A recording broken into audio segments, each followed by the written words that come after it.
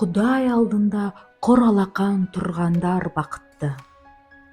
Құдайдың патшалығы сондайларға арналған. Күнәларына өкініп, қайғырғандар бақытты. Құдай оларды жұбататын болады. Кішпейіл жандар бақытты. Олар жерді иемденетін болады. Әділдікті аңсап зарыққандар бақытты. Олар қанағат табатын болады. Мейірімділер бақытты. Құдайдың мейірімі соларға түседі. Жүректері пәк тазалар бақытты. Олар Құдайды көретін болады. Татуластырушылар бақытты. Олар Құдайдың рухани балалары деп аталмақ. Әділдік үшін қудалағандар бақытты. Құдай патшалығы сондайларға арналған.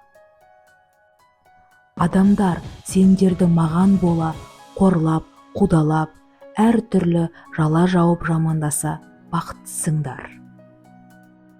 Қуана шаттаныңдар, себебі көкте сендерді зор сыйларың күтіп тұр. Жұрт сендерден бұрынғы пайғамбарларды да солай қудалаған. Сендер жер бетінде тұз сияқтысыңдар. Ал егер тұз өз күшінен айырылған болса, онысын қалай қалпына келтіруге болады? Еш нәрсеге жарамсыз болып шыққандықтан, оны лақтырып тастап, аяқ асты ету ғана қалады. Сендер дүниеге Құдай жолын көрсететін нұрсыңдар. Төбе басына салынған қала жасырынып қала алмайды. Ешкім шам жағып, оны ыдыспен бүркеп қоймайды. Қайта оны шам қойғышқа қояды.